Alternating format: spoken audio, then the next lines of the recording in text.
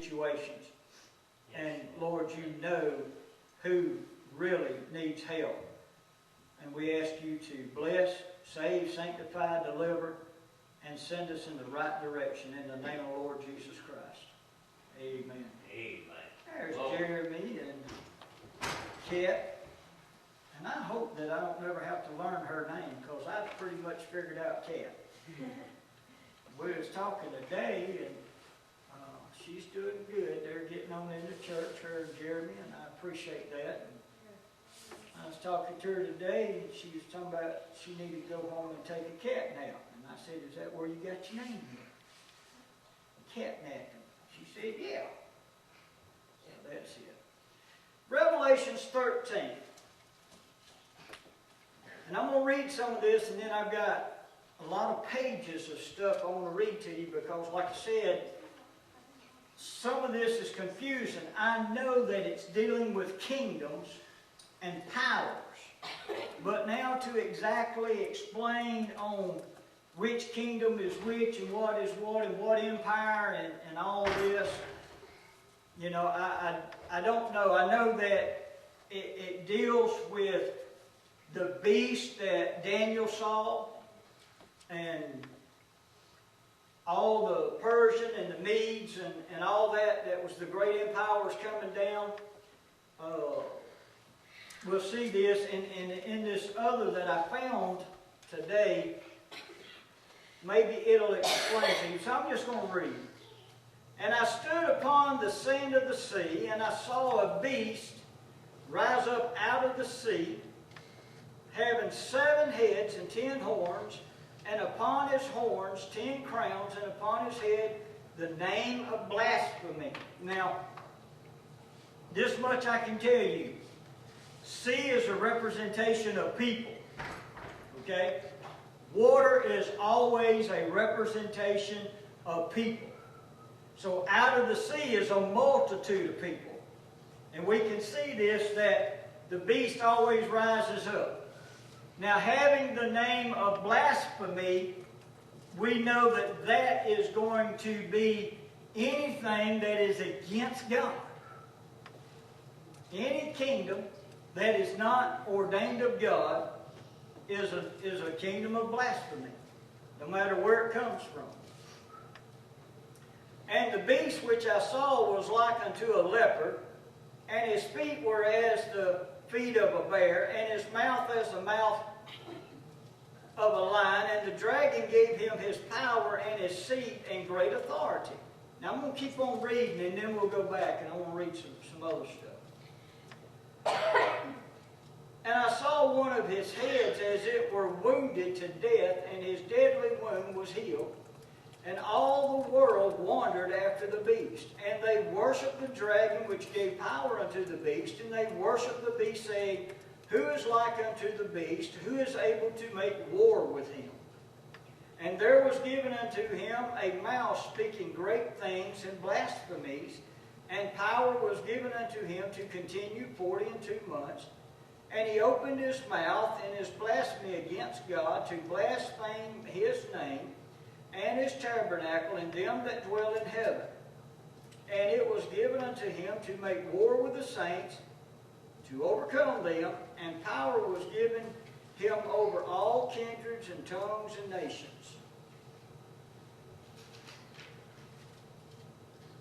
And all that dwell upon the earth shall worship him, whose names are not written in the book of life of the Lamb, slain from the foundation of the world. If any man hath an ear, let him hear. He that leadeth into captivity shall go into captivity. He that killeth with the sword must be killed with the sword. Here is the patience and the faith of the saints. And I beheld another beast coming up out of the earth, and he had 2 horns like a lamb, and he spake as a dragon. And you sort of look at these little things, and well, we know what the lamb was, and then all of a sudden he's speaking like a dragon, so we can see this is false prophecy. This is false apostles, or false teachers, or false prophets, and all these things. And he exercises all the power of the first beast before him, and causes the earth and them that dwell therein to worship the first beast, whose deadly wound was healed. And he doeth great wonders, so that he maketh fire come down from heaven on the earth in the sight of men, and deceiveth them that dwell on the earth by the means of those miracles which he had power to do in the sight of the beast, saying to them that dwell on the earth, that they should make an image to the beast which had the wound by a sword and did live.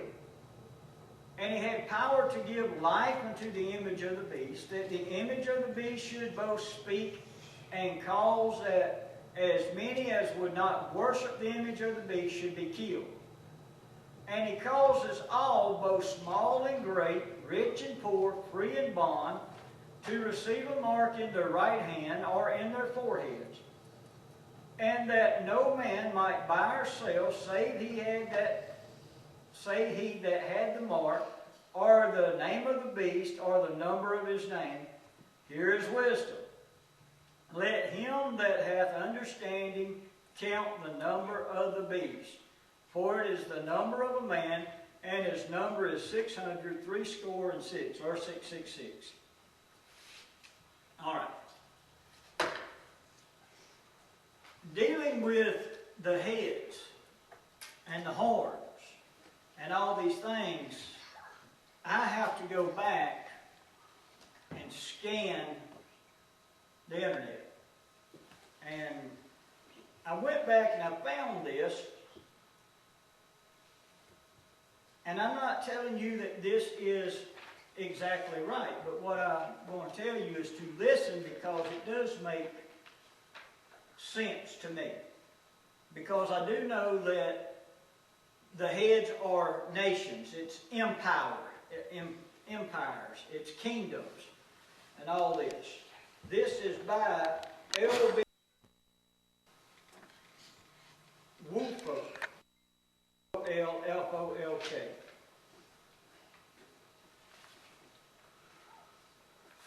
Some of this we've read so much that it goes in the first part of it. 7 heads and the 10 horns appear 3 times in the book of Revelations, and it talks about there and in chapter 17 and all that.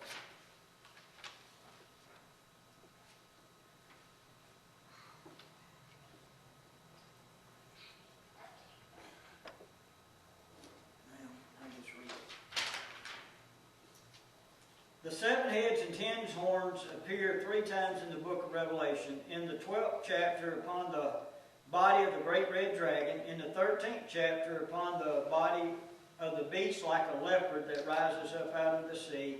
And in the 17th chapter of the body, on the body of the scarlet covered beast that has a woman upon his back called the beast from the pit. In all cases, the 7 heads have the same significance. The following is the text of passage where the 7 heads and 10 horns appear, and it goes out.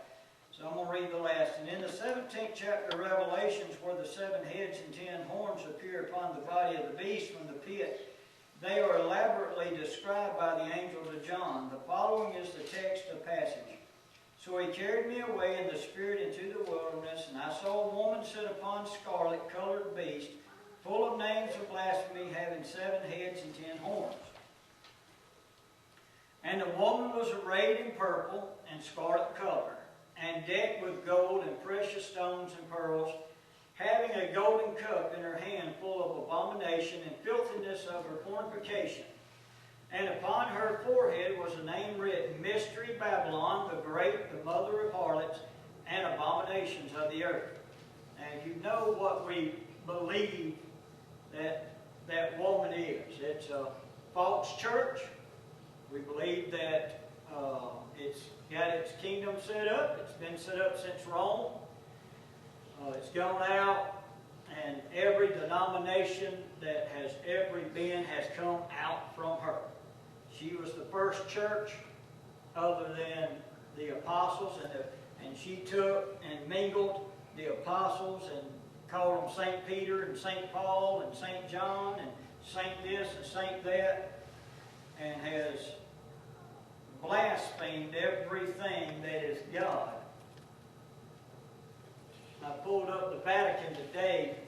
I was looking for something before I found this, and I pulled up the Vatican. Has anybody ever looked at a picture of the Vatican, or they call it the Holy See, and they got it S-E-E instead of S-E-A, you know, and I was thinking that's where I was going to on pulling this up. But if you pull up the Vatican, and all intellectual thought, it is beautiful.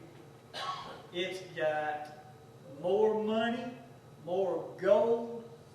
It's robbed the people to make that place gorgeous. Give a chance, Sister Denise and whomever, get on the internet and pull that up, the Vatican, and look at it.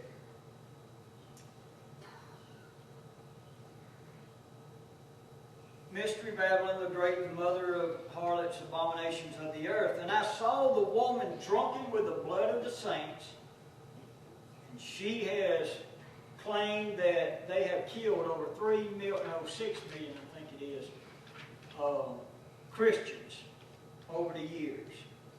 We went through the holy wars and all that. And I saw the woman drunken with the blood of the saints and with the blood of the martyrs of Jesus. And when I saw her, I wondered with great admiration. And the angel said unto me, Wherefore didst thou marvel? I will tell you the mystery of the woman and of the beast that carrieth her, which had the 7 heads and 10 horns. And this is in 17th chapter of Revelations, if you go and read this. The beast that thou sawest was, and is not, and shall ascend out of the bottom of the sea and go into perdition. And they that dwell on the earth shall wonder, whose names are not written in the book of life from the foundation of the world, when they behold the beast that was, and is not, and yet is. And here is the mind which hath wisdom. The 7 heads are 7 mountains on which the woman sitteth. And there are 7 kings. Now, listen to this. This is at the time that I believe that Apostle Paul was given this vision unto John. And he says, and there are 7 kings, 5 are fallen, and 1 is. In other words, up until this time, 5 kingdoms, 5 empires have already fallen. And the other is not yet come. And when he cometh, he must continue a short space. And the beast that was and is not, even he is the 8th, and is of the 7, and goeth into perdition. And the horns which thou sawest are 10 kings, which have received no kingdom as yet, but receive power as kings 1 hour with the beast. And these have one mind, and shall give their power and strength unto the beast. And the woman which they saw us is that great city, reigneth over the kings of the earth. Now, it stops right there, and this is where he goes into his explanation of these things. In each of the above instances, while there appear upon different bodies, the 7 heads and 10 horns are the same and symbolize the same powers. In the 17th chapter, the angel explains to John that the 7 heads and 10 horns symbolize 7 kings. A prophetic phrase for 7 kingdoms or empires. The angel says 5 are fallen, 1 is, and the other is not yet come. And when he cometh, he must continue for a short space. From this explanation, we are able to understand the appearance of the 7 heads and 10 horns as they appear on the body of the dragon. As the dragon stands uplifted before the woman, 5 heads hang down dead underneath its neck, symbolizing the 5 empires which have fallen at the time this revelation was given. The 6th head is on the serpent's head, on the serpent's head, jutting out through the top of the 6th head. The 6th head is on the end of the serpent's neck, and on it were 10 horns. The 7th head is on the serpent's head jutting out through the top of the sixth head and dominating all, such is the appearance of the dragon with its 7 heads and 10 horns. In other words, the beast that he's seeing is showing like a necklace of heads that has already dead, but they were still understanding of empires. The 6th head is actually on the neck of the dragon, but yet, while this is going on, the other one is like a tooth, and it's coming out to show the one that's going to rule in all authority. We understand that? Has it got anybody really confused besides me? What is the symbolic significance of the 7 heads and 10 horns? What power do they symbolize? Now, he goes in against some different things that I don't want to get into that people have that he don't agree with. And I don't want to get into what he don't agree with.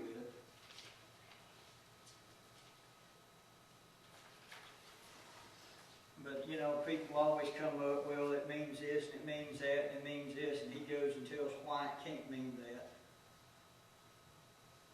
What about you now? I'm reading off of the internet, Dad.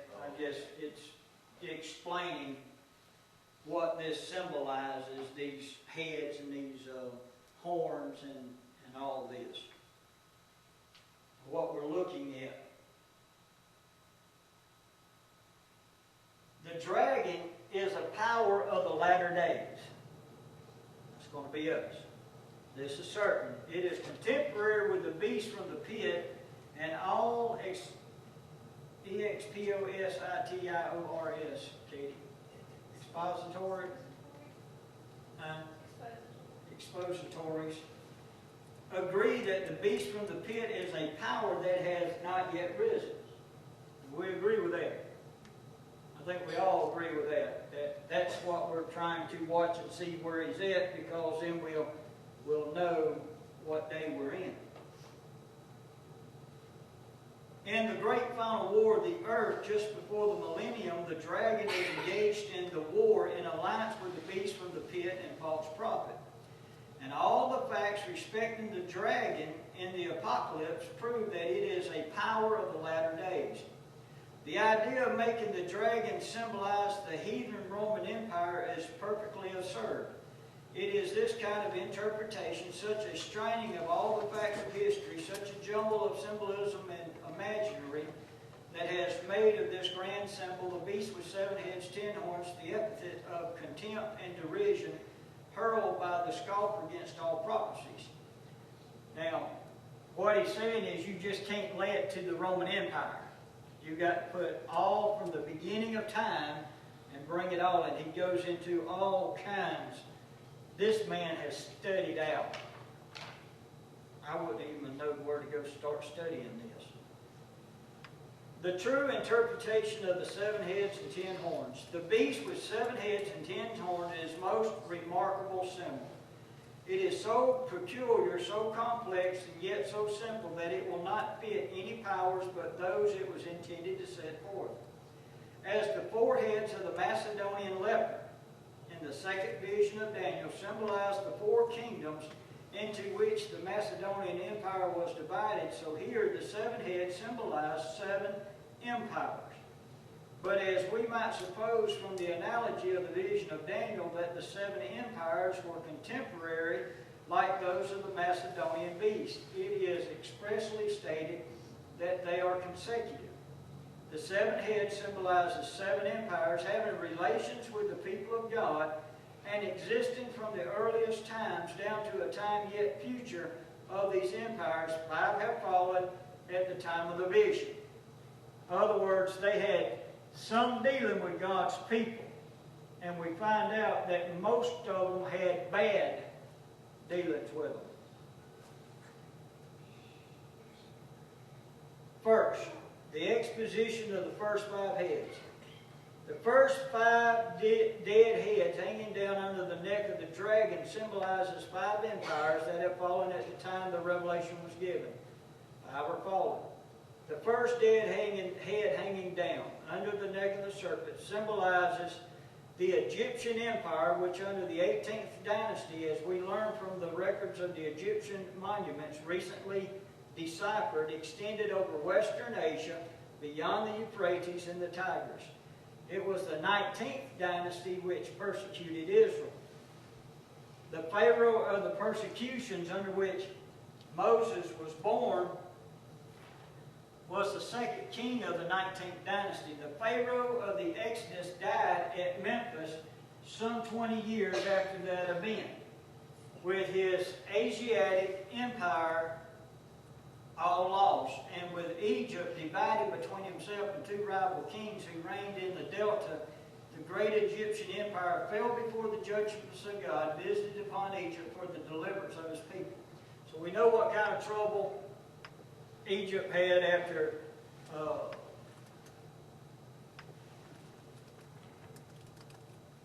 Joseph went into Egypt, rescued Egypt out of trouble, got them out of starvation, brought them over to all this 460 years that they went through torment, you know, and that's when Moses went down after 460 years. He went down and brought Israel out of Egypt. 20 years later, the whole kingdom fell. Everything about it. The second dead hanging down beneath the neck of the dragon is a lion's head and symbolizes the Assyrian Empire, which carried away the 10 tribes into captivity in Media. And we know about that, right? The Assyrians, God said He raised up the Assyrians just to bring Israel under correction. They took and they carried off war after war after war after war. They kept taking the children of Israel. This is where we have 10 tribes that was taken out. This is where the Samaritan woman was up there, and I told you I can prove that she was an Israelite, that she wasn't a mixed breed dog like they tried to make her out to be, and pastors do today. Because he said, I only go to the lost sheep of the house of Israel. And he goes to Samaria. He said, I must need go by Samaria. And that's where he talked to the Samaritan woman on the well. That proved that she was a true identity of Israel. The fourth dead head hanging down is a bear's head and symbolizes the Persian Empire, which restored the Jews to their own land and always treated them kindly. The fifth dead head hanging down beneath the neck of the dragon is a leopard's head and symbolizes the Macedonian Empire, which under Alexander the Great overthrew the Persian Empire, and which under Antiochus Epiphanes, I believe, afflicted the Jews with a grievous persecution. These 5 empires have fallen when the vision of the Revelation was given. The exposition of the sixth head with its 10 horns. The sixth head was the Roman Empire. Now, what was going on in the day of Jesus? The Roman Empire. They were in rule. They was then. So this is the empire that's there when this vision is coming in, which was then in existence, and of which the angel said, one now is, the sixth head, the Roman Empire, was slain by the sword of the northern barbarians in the year 476 AD, at which time historians date the fall of the Western Roman Empire.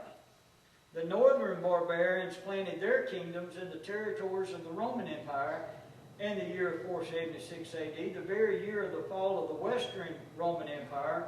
We find for the first time 10 kingdoms within its boundaries.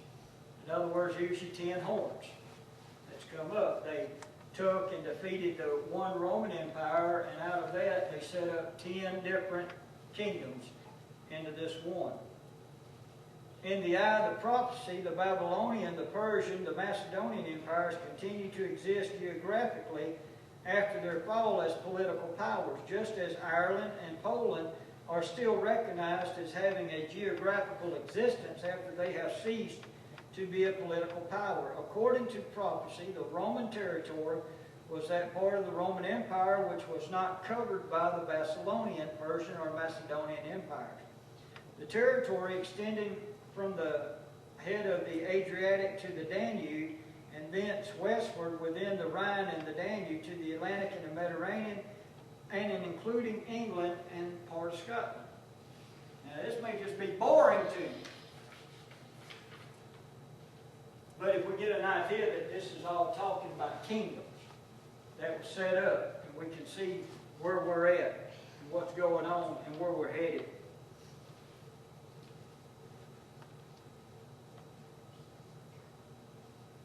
The seventh head is the serpent head, the empire of the dragon. It is the subject of this work to prove that the seventh or dragon head symbolizes the London money power, the imperialism of capital center in London. We will proceed in the next chapter to give proof. At the present, we would proceed to do this other. We know that what it says, you can't buy, you can't sell, you can't do business without the mark of the beast. Now, I don't see taking a literal mark 666.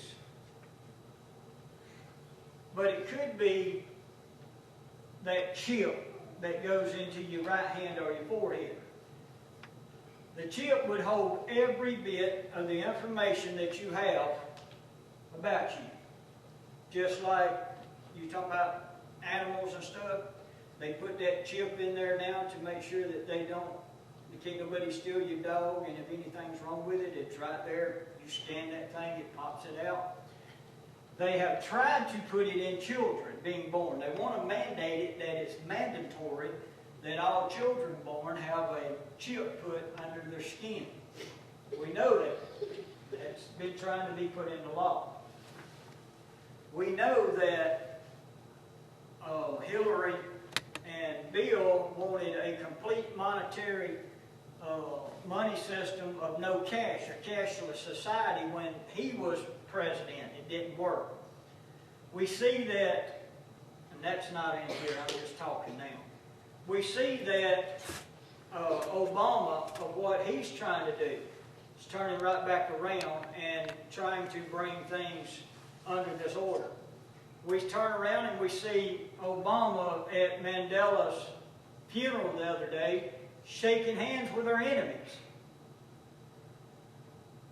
We see that he has no love for the American people. Even the people of color that he is, that I've talked to, are mad because he's went exactly away from what he told them that he was going to do for them and how he was going to help them. So all this goes back over to who controls the money. Who's controlling the wealth that is there?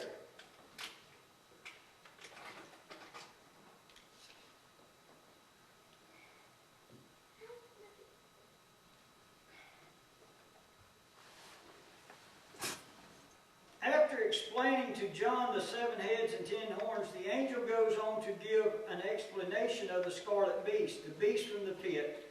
The angel says to him, the beast that thou sawest was and is not, and shall ascend out of the bottomless pit and go into perdition.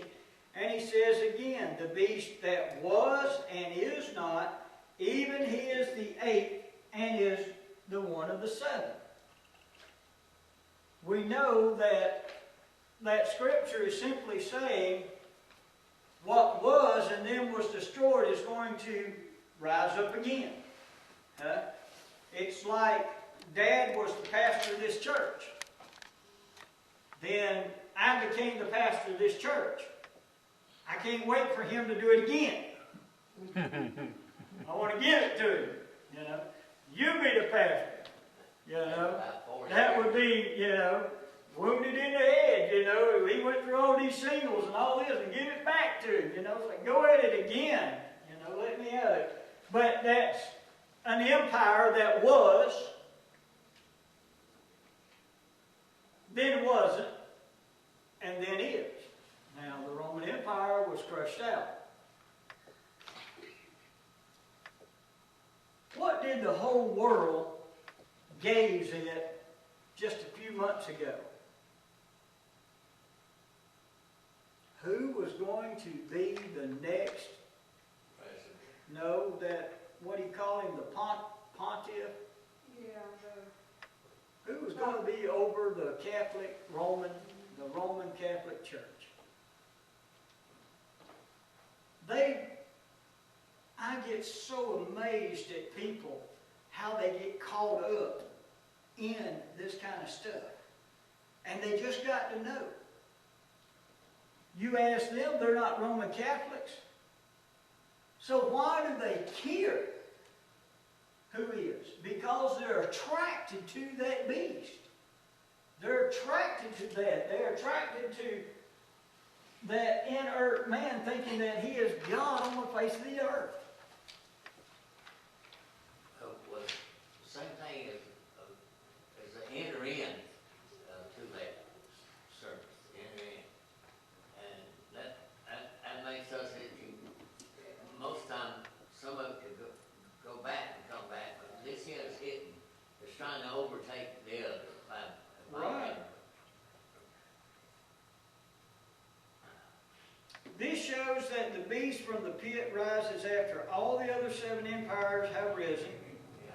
Yeah. After the rise of the dragon empire, the 7th head, he is the 8th. After the rise of the dragon empire, another empire rises, which is of the 8th in the order of time, but which is actually not a new empire, but is one of the first 7 empires. That is, it is a new emperor power, in whose dominion one of the dead 6 empire comes to life again and is reestablished. All the expositors agree that the Roman Empire, the dead 6th head, is to be reestablished in the dominion of the beast from the pit. There are many other prophecies which foreshow this reestablishment of the Roman Empire. The reestablishment of the Roman Empire under the domination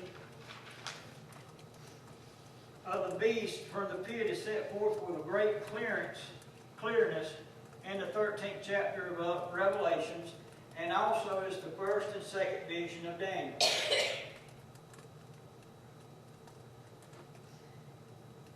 And all the world wandered after the beast, and they worshipped the dragon, which gave power to the beast, and they worshipped the beast, saying, Who like unto the beast, who is able to make war with him? I have in one place slightly transposed this passage so as to give the proper order or sequence. The 7 heads here, as has been already explained, Egypt, Assyria, Babylon, Persia, Macedonian, Rome, the dragon head which I expound as a symbol of the money power. This is the point now being established. It is important to fix the time when the vision begins. The beast in the first rise from the sea represents medieval Europe. After the fall of the Roman Empire under the 10 kingdoms, this is evident both from history and from the symbolism of the beast. The 10 horns represent the kingdoms of the northern barbarians who overran the Roman Empire. It is Europe under the 10 kingdoms that is here represented. That the time is during the reign of the 10 kingdoms is evident from the fact that the 10 horns in the symbols are crowned, which shows that they are reigning in the era set forth in the vision. Number 2, the beast rises up out of the sea.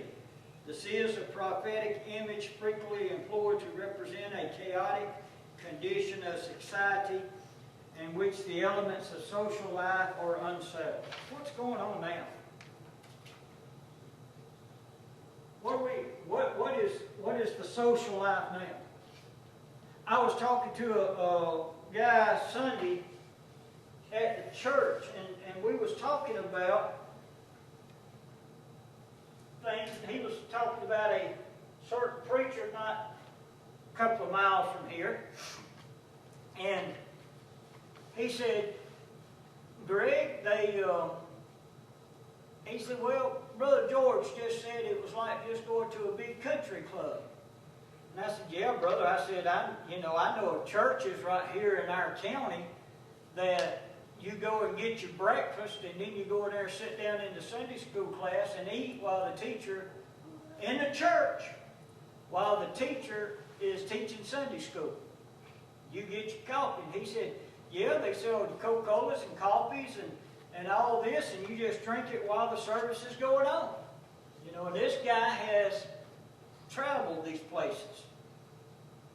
And it has become a huge social club, and the teachings of God is not going out. Clayton Milligan talked to some of these others.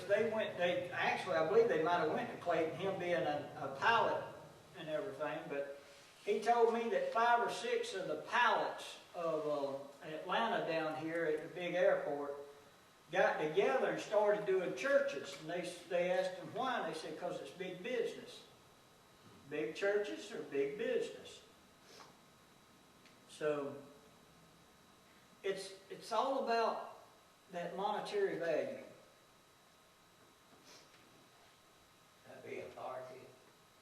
Monetary, money, authority. Yeah. When the beast, in number 3, when the beast rose, it had the 6th of the Roman head. It had been wounded unto death, that is, freshly slain. This was true of the Roman Empire, which was just recently slain by the sword of the northern barbarians. All the symbolism show that the beast represent Europe during the era of the reign of the 10 kingdoms after the fall of the Roman Empire. The description of the beast also agrees perfectly with Europe under the 10 kingdoms. Number 1, the beast was like a leopard.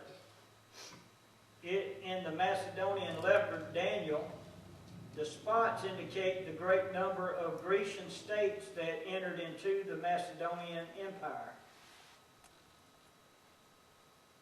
I'm not about to try. The Amphitonic Council of the Grecian states made Philip king of Macedonia, and afterwards Alexander the head of Greece for the war with Persia, with each state continued to maintain its independence.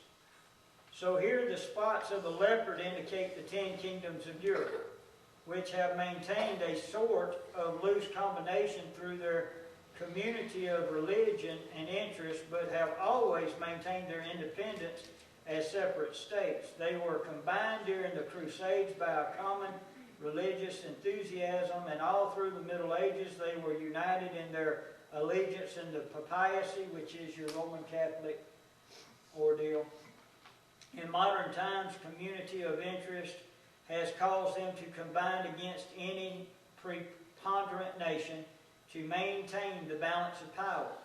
The 10 crown horns have thus been united on the head of the beast from the sea. The feet were, number 2, the feet were as the feet of a bear. The Persian bear was slow in its conquest, and these bare feet show that the states of Europe were like Persia, slow in their military operations, and indeed the 10 kingdoms of Europe have always been slow and sluggish in any military conquest, and generally closed their slow wars with but little or no conquest on either side. Number 3, his mouth was as the mouth of a lion. This lion mouthed tears and ravages, and shows the ferocity, how would you say that? Ferocity, being ferocious. Of the European states in their furious and bloody wars. There can be no doubt that the beast from the sea represents the Roman Europe after the fall of the Roman Empire under the dominion of the 10 kingdoms.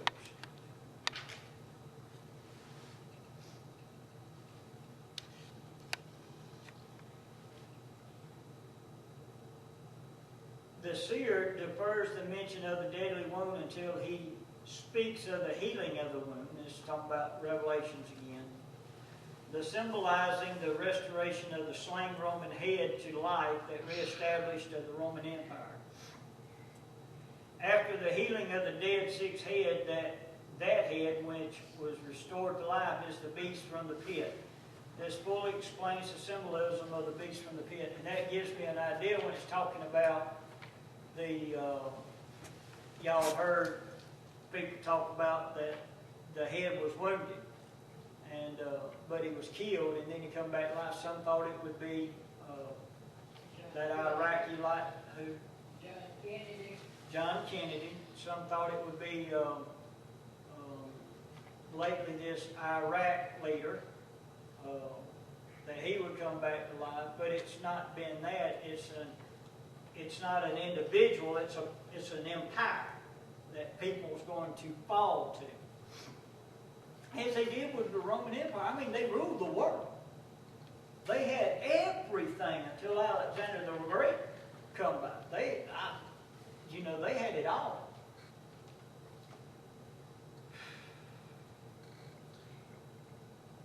Explaining the beast from the pit after the sixth head. It shows the beast from the pit was the eighth empire in order of time, but was not a new head, but one of the seven heads, being the sixth head restored to life. We also perceive how the beast from the pit might be called the beast that was, and is not, and yet is. It is the Roman Empire. It is not in its new form actually the Roman Empire, but the German Empire. And yet it is the Roman Empire reestablished under a new form. Anybody ever paid attention in the last few years which has caused the most trouble?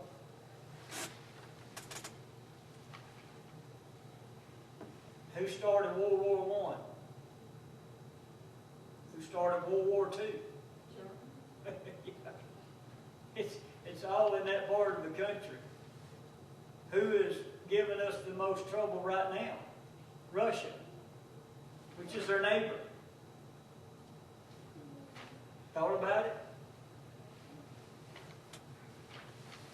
That's the bear, right? Huh?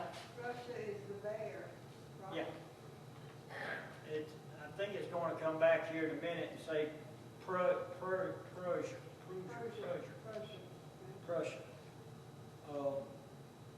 But yes, it's all in there connected. You know.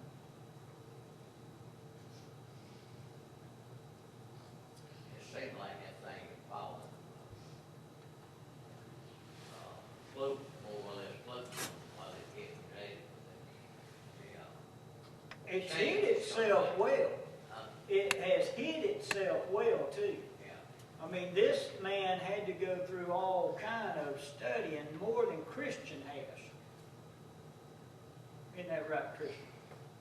To find out these things. Like I said, I wouldn't know, I'm being honest with you, to know what to go back to look for on all these kingdoms.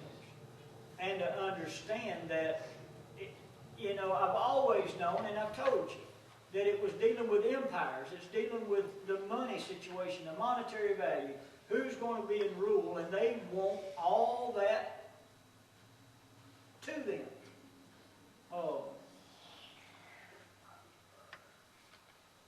The president and his affiliates over the last week has begged people to go online on their health care and sign up for Medicare they're doing. Medicaid is for the elderly, right? No, Medicare anybody can get, right?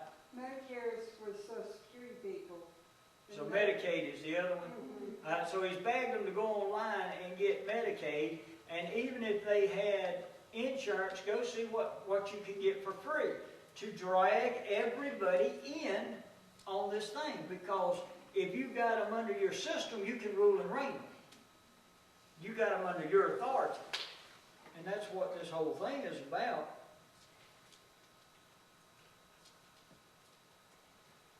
I know y'all don't really want me to keep reading this. I mean, with lots of things, being a child, didn't know, but 1936,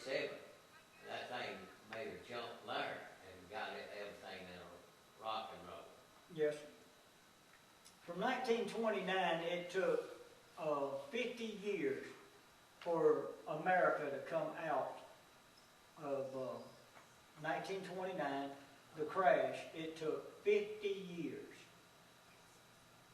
We see some recovering right now after the one that we just went in. But my uncle said no less than 75 years this time around to come fully out of it in a big swing like we had. It takes 75 years to overcome the trouble that America is in. Now, let me just finish only this one last page and one verse on the other one. The beast from the pit is the Roman Empire, reestablished under the imperial supremacy of Prussia over the kingdoms of southern and western Europe. The symbolism plainly shows that the power under which the Roman Empire is to be reestablished is Prussia. From the nature of the symbolism, none of the 10 horns can be the beast from the pit, for a horn cannot be a head, much less can a horn be a beast. The horns are all of the 6 heads of the beast. They are all accounted for, and none of them can be the beast from the pit. This shows that none of the 10 kingdoms of western and southern Europe can be the beast from the pit. This excludes all the kingdoms in the territories of the Roman Empire within the Rhine and the Danube, from the head of the Adriatic westward to the Atlantic, including England and part of Scotland. Neither France, nor Austria, nor Italy, nor Spain, nor Britain. Now, a lot of them, even old brother so-and-so said he'd come out of Spain, didn't he? That well-known guy on television that does all the quoting. He quotes so many scriptures. I can't remember his name either, but didn't he say he'd come out of Spain? Some said he'd come out of France, and never thought too much about that. Then they said, well, he'd come out of Spain, and they were looking for one instead of an empire. Common sense analysis of the symbol would have prevented all the blunders that have been made in expounding the beast from the pit as the symbol of the French Empire. The beast from the pit must, from the nature of the symbol, be some power in Europe outside the Rhine and the Danube. It must be either Prussia or Russia. But it is not Russia, because in prophecy Russia is called by name as it at the head of Europe at an era after the beast from the pit is fallen. Hence, as the beast from the pit cannot be any of the 10 kingdoms of Europe within the Rhine and the Danube, on the one hand, and on the other hand cannot be Russia, it must be Prussia. The very nature of the symbolism demonstrates the fact that Prussia is the beast from the pit. We will find that identifying Prussia as the beast from the pit is a strong point of the evidence in proving that the dragon to be the symbol of the London money house. It went all the way around just to get to that. I'm trying to remember there. We know this is up there one time. Well, wherever it was, you know, they cut about half of the building off. It was in a couple of years ago. You know, they cut the building off. Yeah, 911. Yeah, they cut the building off. And what did they cut off? No. What was them buildings? Yeah. It was the money, financial institutions for the world. Yeah. For the world. To set up this coming into being, trying to, we know that, what did they wanted to do? They said, well, they'd turn it into the Chinese yen. Didn't work. The yen didn't work. But what they do say is that the one world money would be that euro, the euro dollar. They're trying to make it America, now, America. So it's all over money, who has the money. And what do the people look at? My suggestion is to keep your eyes on the Roman Catholic Church of what they're pushing for. If they go to pushing for the euro or the yen or whatever, Because you go back, like I said, go look up that Vatican and all the gold and the rubies and this thing is just lavished out there. I've never done it till today, and it really amazed me to go and look and see all this because I was leaning toward the Roman Catholic anyway. Just because it's all about money, and they believe that they are in charge of the world. And whatever they say goes. Now what fought against them on this insurance is their condoms and all this that they wanted to give out on this insurance. And Roman Empire said, hey, we ain't going to do it. You know, we got to look godly, and we're not going to stand with you on this.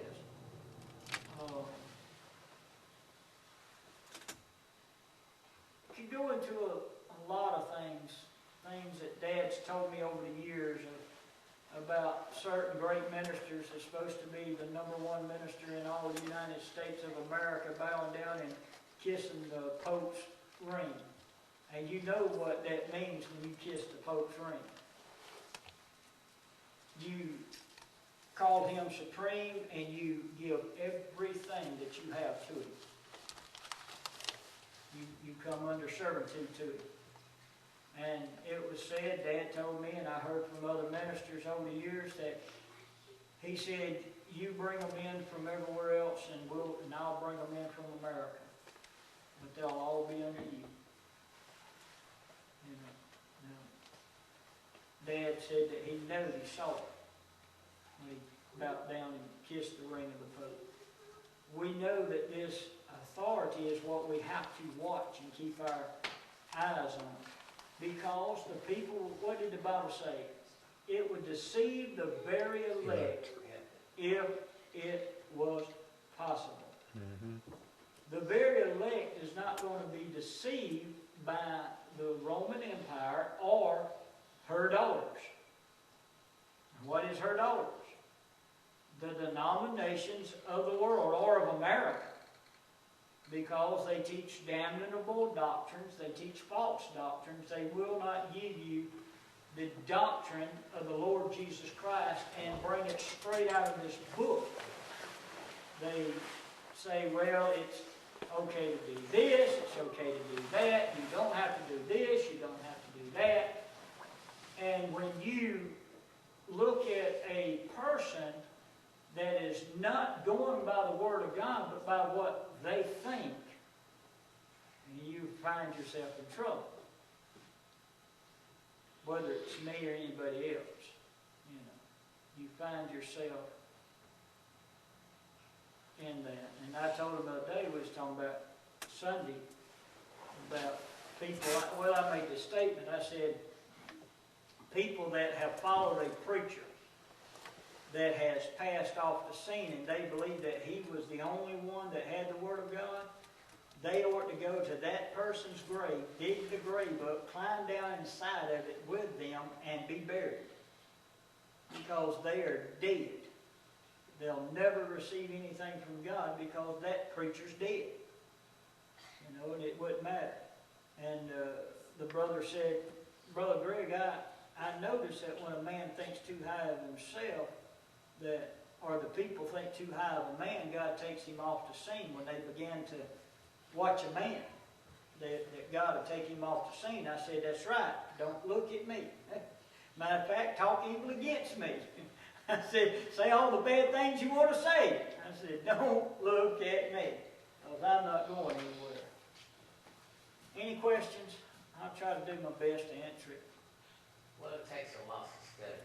Takes a lot, man. I didn't study near as long as I did today. That man right there kept me out on the road all day. Next. Greg, I'd like to testify. I'd like to say I thank the Lord. Earlier this morning, I had a real disappointment, but later tonight, the Lord blessed me. So, what the devil took away, the Lord supplied better. He just gave it right back and then some. Yeah. Well, I'm seeing a change since the other night. I said, boy, my brother Clifford prophesied over me Sunday night. It got rough. You can ask little Jeremy right there. It got rough. But things are moving. Things are picking up, and it's Lord's blessing. We was able to put a little money in the bank today, and that helped. We still had money to eat on. We had money to buy diesel fuel. And that's the thing, Greg, I mean, if you get along okay, you have a roof over your head, food to eat, clothes to wear, I mean, you're doing good. Bible said if you've got food and, raiment, be there in content. Everything else is just the plus to get with the Lord.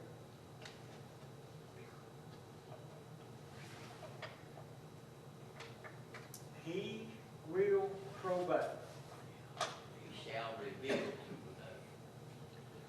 to us. I know most of it was reading and probably boring, which I get a little bit more out of it because I sort of like that kind of stuff. And I had a lot of questions that I couldn't answer for myself. And believe me, I have tried to find them. But where I would normally went to look to see what other elders would say on the thing, I could not find it. I couldn't find them talking on it. There's some lower papers that I've got laid up here somewhere. But this did make more sense, and it made it look like the man had really spent time searching it out and studying it out. I probably could go and sit with Brother Red. Now, Brother Red, he doesn't watch television, so he just reads. When he's not working, he reads, he reads, he reads, he reads. That's why he's so masterful and intelligent, because he hasn't wasted his time watching, like me, watching television instead of studying. He studies all the time. Be like Grandpa? You gonna be like Grandpa? No. I'm not. To know something, you got to put a lot of time. You got to invest. And to find these things out, you have to invest.